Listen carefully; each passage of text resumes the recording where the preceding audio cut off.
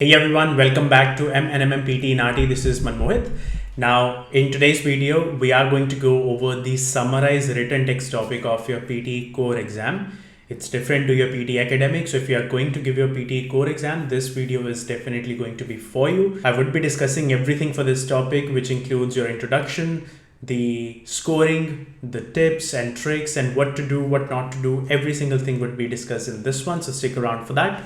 Now, without wasting any further ado, let's dive right into it. And if you are after the coaching for your PTE Core exam, PTE Academic exam, NAATI Hindi, Punjabi or Gujarati, we do have the coaching available for all these languages, all these exams. You can get in touch with us on either Instagram or Facebook, and we can have a discussion around the same of how we can assist you. If you need the prediction files for your NAATI Hindi, Punjabi or Gujarati exam, again, you can get in touch with us on the same platforms. The links are there in the description, or you can just search for MNMPT NAATI and you can find us on either Instagram or Facebook. Let's dive right into this topic. Summarize written text topic. It's part of your writing module. The topics such as afterwards you would be getting a write email topic as well. So this is one of your writing tasks. But this one, unlike your write email topic, it will also give you scores towards reading, obviously, and writing, because of the way this task operates. First, let's just understand what this name means. The name says Summarize Written Text. So what that means is there would be some sort of text which would be written in front of you, and then your job is to summarize that. So obviously you are going to read a lot of text which would be provided, and then your job is to write as in type down your answer in the space provided over there. So that is why your reading skills are being tested, plus at the same time your writing skills are also being tested. In terms of the word limit for this topic, word limit as in when you type down your answer, they have given a word limit of between 25 to 50 words. So nothing less than 25, nothing more than 50 words. I will discuss how many marks would you lose if you do that. But to get a perfect score, we have to stick between 25 to maximum 50 words.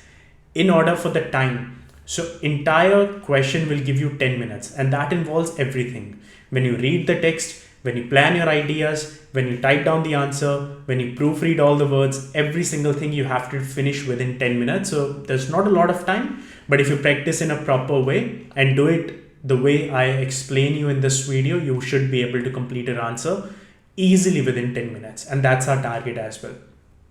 In terms of the number of questions, you can get 1 or 2 questions in the exam. Anywhere, could be 1, maximum could be 2. My expectation is you would be getting 1, but then there is a chance you may end up even getting 2 questions, because that's within what Pearson says. And then finally, in terms of scoring, like I discussed earlier, it gives you marks in reading and writing both, and it's approximately 8 to 16 marks out of 90, which eventually gets distributed between your reading and the writing module.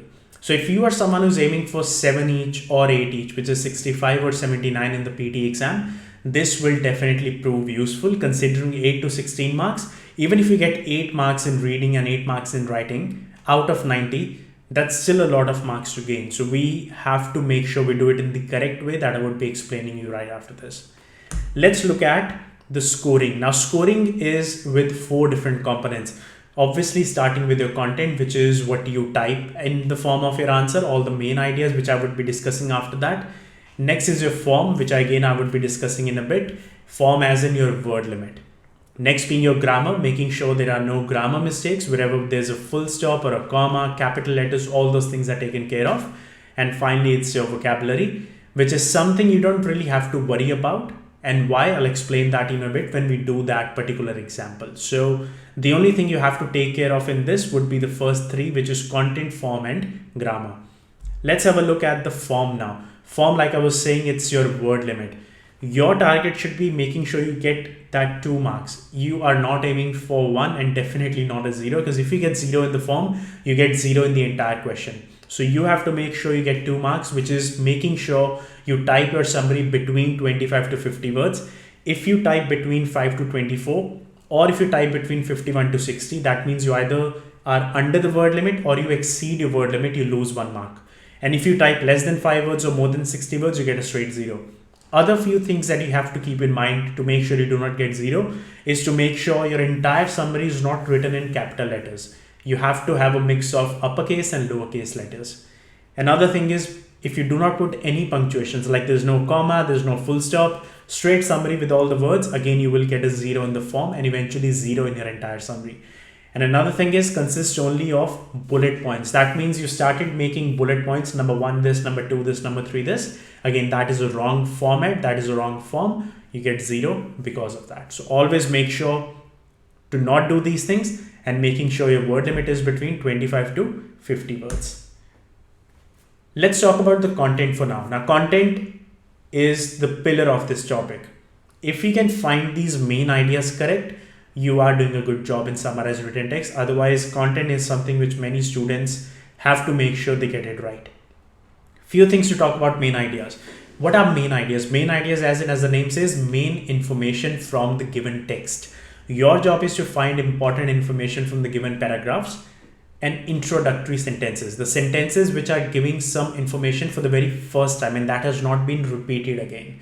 Something which introduces the topic is what your main idea is. Few things to avoid, or you can say eliminate sentences which are not your main ideas. If you see any examples, they say, for instance, something, something, and something, that sentence can never be your main idea. If they give questions, they ask a question and there's a question mark at the back, again, that can never be your main idea. Direct quotes, as in something which is said by someone. William Shakespeare said, comma, inverted comma, start, and there is a sentence after that. That sentence again cannot be my main idea because we have to make sure we eliminate direct quotes. And finally, the explanation. So we are looking for the introductory sentences and not the explanations of them. For example, if they say Australia is a very big country, and then they say it's purely because of Sydney being such a huge city. It's purely because Sydney being such a huge city is pretty much just the explanation of the same thing, which is Australia is a very big country. So our job is to find out which sentences are introducing information for the first time and ignore the sentences which are pretty much just the explanation of the same introductory sentences. And that is how you can find your main ideas. Now, let's talk about the connectors. Summarized written text can be typed in two different ways. The first way is typing it as one sentence where you just put one full stop towards the very end and there's no other full stops in between. And another one is where you have multiple sentences and then you put a full stop after every sentence. It's completely your choice. Pearson has clearly stated that in their score guide that both of the ways are absolutely acceptable. So if you are someone who are going to combine sentences and just put one full stop towards the very end, in that case, that means if you have got multiple sentences, you would have to use connectors where you pick up the connector, combine two sentences based on what type of ideas, what type of sentences they are. Or you can be someone where you do not use these connectors and you just put a full stop after every main idea and then you're done with it. Look guys, my expectation and my recommendation in this case would be to not connect your sentences and just use one paragraph only with one full stop towards the very end, because it's not required for you to use these connectors as stated by Pearson's official score guide. But if you want to, yes, you absolutely can. That means if you combine two sentences, you would have to use few connectors in between to combine them. And depending on what type of sentences they are, if they are similar type of ideas where one sentence is positive, another sentence is also positive, and you have to combine using a similar connector, then you can use either moreover or additionally.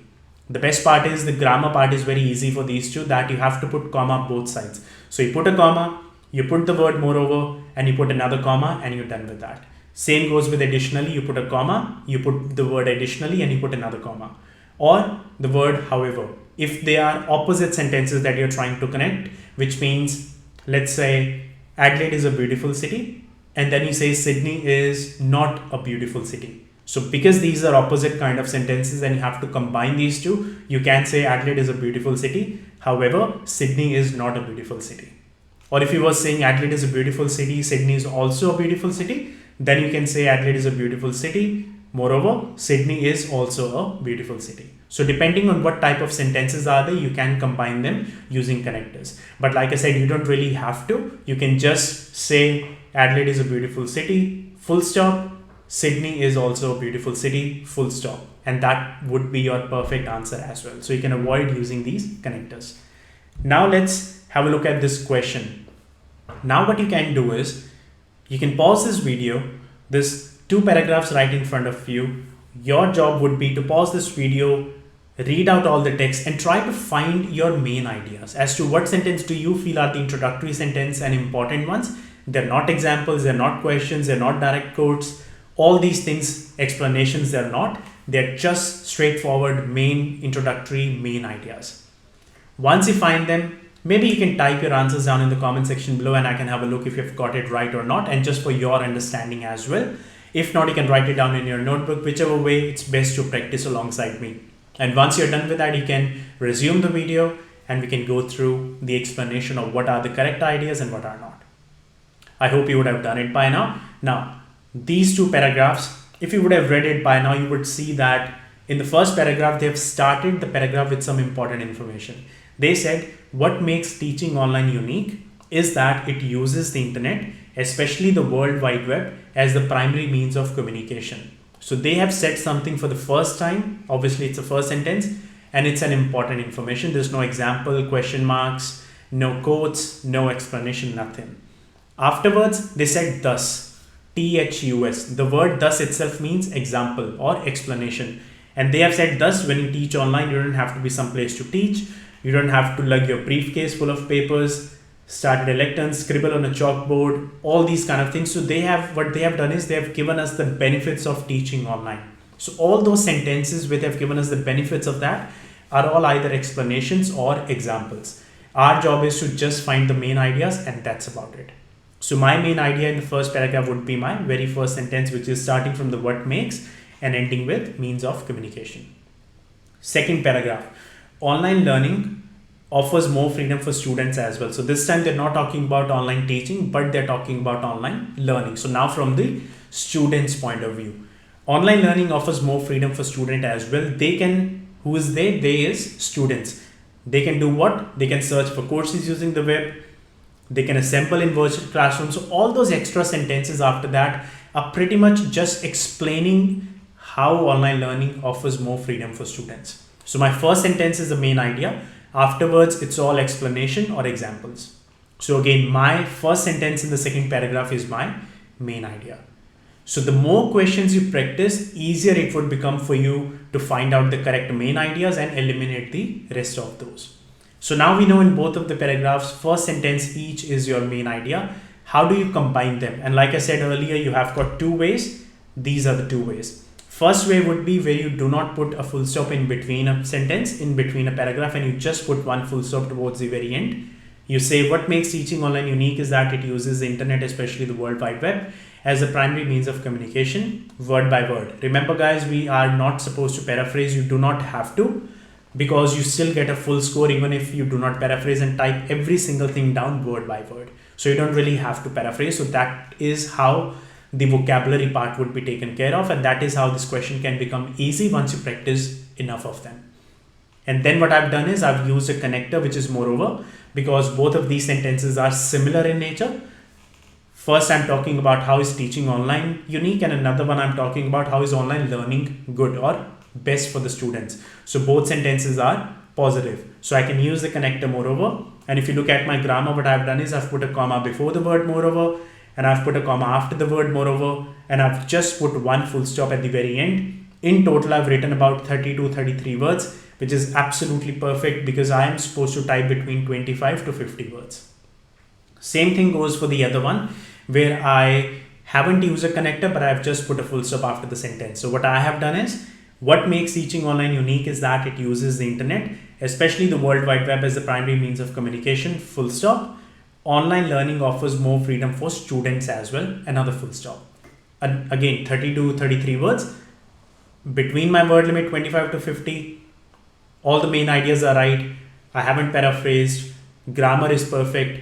Vocabulary is all taken care of because of the words that I've picked up from the sentences, from the paragraphs itself. This way, I would be ending up getting a perfect score for my summarized written text. So this is how you basically do a perfect summarized written text question. For any questions, feel free to leave them down in the comment section below. Practice so many of these questions just so you get in the habit of finding the correct main ideas. And that's all about this topic. That's all it takes, finding the main ideas right. Rest of the other things are all taken care of, provided if you follow whatever I explained in this video. Like I said, any questions, feel free to put in the comments below. If you need your coaching for your PTE Core exam or academic, feel free to again get in touch with us on either Instagram or Facebook, and we can have a discussion around the same. For more videos, do subscribe to this channel just so you get notified about the upcoming videos. Stay safe wherever you are. All the best if you have got your exams coming soon. I wish you all the luck, and I will see you all in the next video.